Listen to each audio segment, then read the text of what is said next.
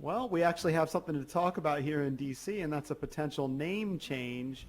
I think you've always been a proponent of that. Why don't you get into where you've stood with the name change and what you're hearing? Yeah, I mean, I wouldn't say I've always been a proponent of it. I had an epiphany back in February of 2013, and I think it was inspired by Mike Wise, who was always a strong opponent of the name.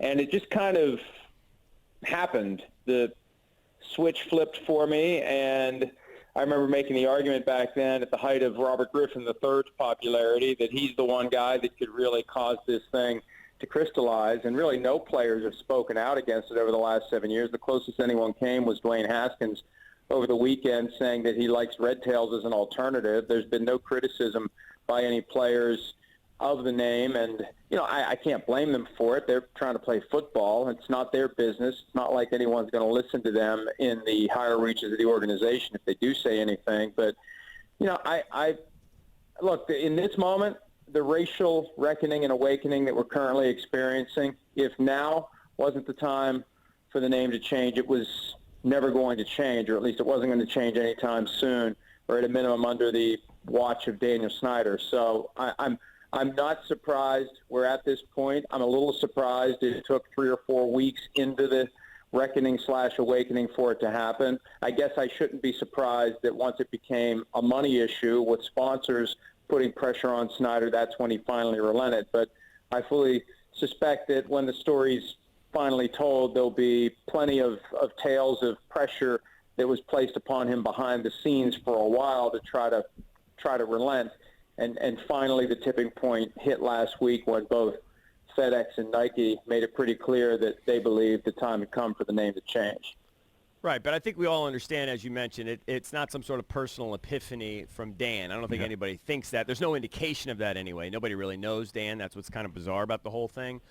What's interesting to me, though, is the sort of this news story now that the minority owners, that Fred Smith and Shar and all these guys, that they want out, and not necessarily, it doesn't seem to be because of the name, but they're just sort of sick of working with Dan. Is that a product of not having Bruce around? Is that buffer anymore, and now they really see what this guy's like? What is your best guess on that? Well, the way I heard it yesterday is that Shar and Smith wanted out for a while, and it's kind of surprising that it hadn't previously been reported because they've been looking for buyers and haven't been able to find any. Now, the way the Post story is written, it implies that this is all more of a recent development, and maybe for Robert Rothman, the other name that we didn't have yesterday, the third of the minority partners who wants out, that's the one that the Post added. Maybe it's new for him. But the impression I got yesterday is that Smith and Shar have wanted out for a while. They've been unable to find anyone to buy their stake.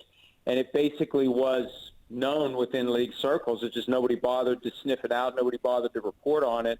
But they've wanted out. They've been disenchanted for a while. Smith, I'm told, has been a long-time opponent of the name, working on Daniel Snyder behind the scenes. And you're right, he didn't have any sort of epiphany that he's agreeing with those who have concluded that the name is a dictionary-defined slur. He just recognized that he was at the point where he had no choice but to change the name, under pressure from the league, under pressure from his partners, and ultimately under public pressure from his sponsors, one of whom was founded by Fred Smith, one of his partners.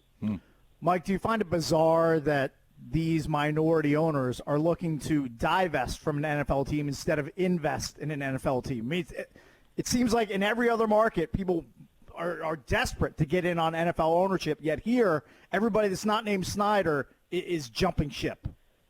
Well, the problem is if you're not the controlling owner, what do you really own? You've got a percentage of the team. So if you're Fred Smith and you have 5%, you get 5% of the profits, and that's it. You don't get any say in anything. At least that's the way it works in Washington. That's the way it works with a lot of the other minority ownership arrangements. Like in Pittsburgh, Art Rooney will at least humor his partners and hear them out, but he's never going to do anything that they want him to do. Al Davis was always that way with the Raiders. You have a piece of the equity, but you really don't have a piece of the influence.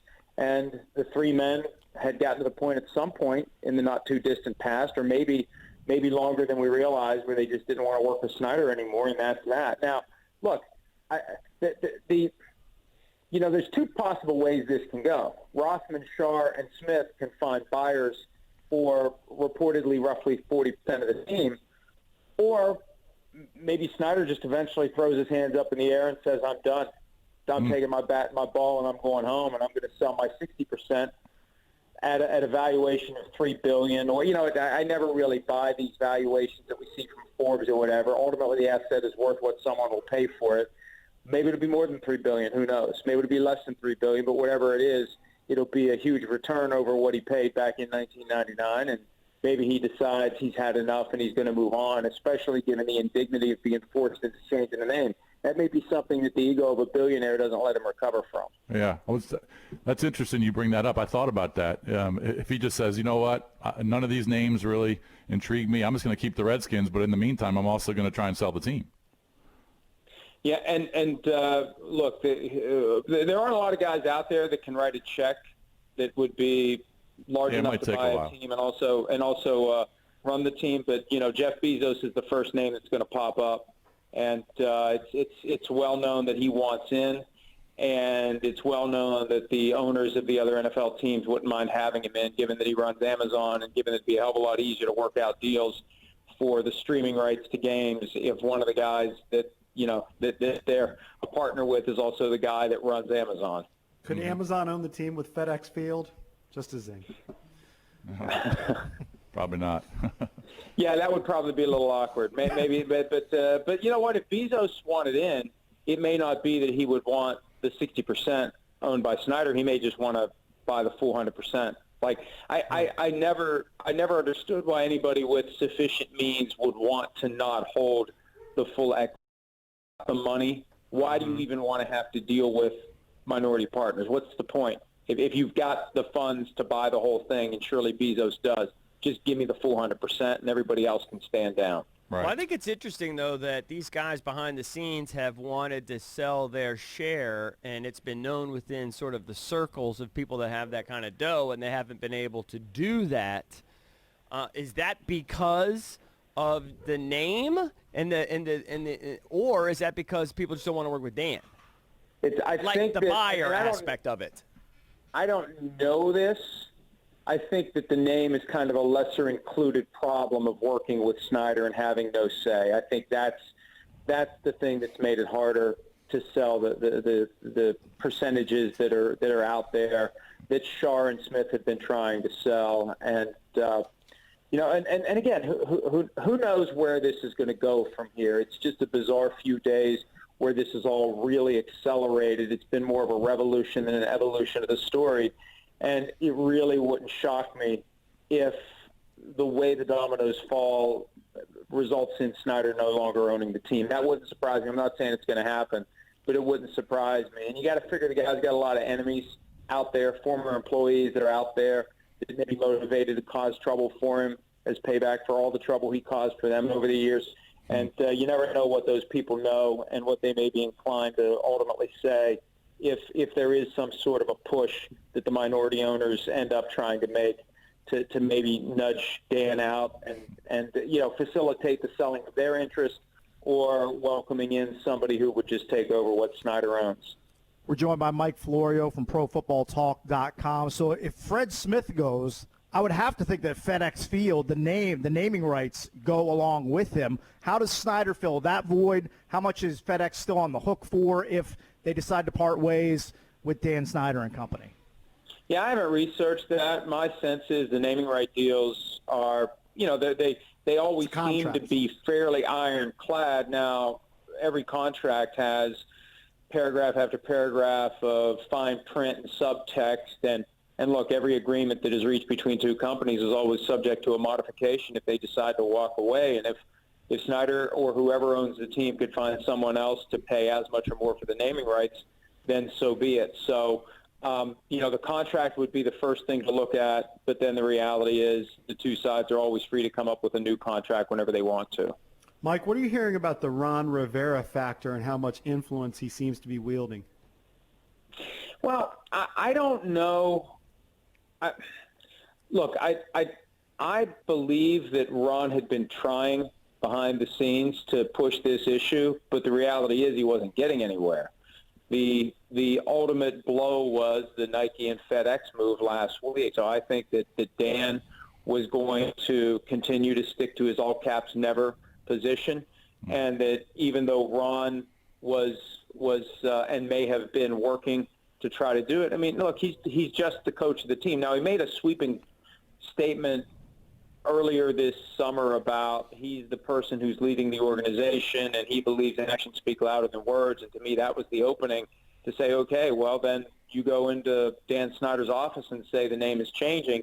But, I think that he knew there were limits to how far he could push that. And, the story from the Post over the weekend about the leadership vacuum now that Bruce Allen's gone, it's basically Ron Rivera.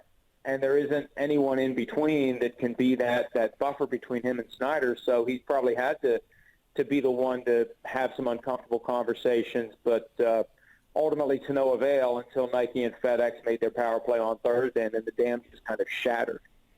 Mike, what do you think the reaction of the old guard is going to be? And when I say old guard, I mean the old players. The Gary Clarks, the Art Monks, the Mark Mosleys, the Riggins, John Riggins. What's the reaction of those guys? I know we're hearing some of it. Gary Clark, I think, was against the name change, but we haven't really heard much from anybody else since Friday. There's a couple different ways you could look at that. There's going to be guys, and there's going to be fans who are angry about this. There'll be fans who refuse to call the team by any other name. There'll be a run on the gear that's out there before it gets taken off the shelves for good by the fans of the team that are offended by the idea that the name should be anything other than what it is. I think there's also a way to break this down psychologically, that when you close the chapter on that franchise, that name once and for all, it kind of cements Riggins and Theismann, and they can never be supplanted by that next wave of great players that wins championships and makes everyone forget about the guys from the past. I always wonder how, like you see Michael Irvin root for the Cowboys unabashedly, but I wonder how those guys who were identified with the greatness of a team, how much they really want to be supplanted by a new generation of great players, because every time that happens, it pushes you farther down the stack of relevance. So I guess to make a long point bearable, if you change the name, when you change the name, all of the greats of the teams gone by, they essentially become immortal. There's never going to be another great crop of players for that team. So I could see some players just kind of quiet. I mean, maybe they'll want to, rant and rave about the name changing, but kind of quietly there'll be a little satisfaction that they are etched into immortality now that the team is no more in that name. Mike Florio, ProFootballTalk.com. Thanks a lot for joining us as always. Thank you, Mike. All right, see you guys. Yep. All right.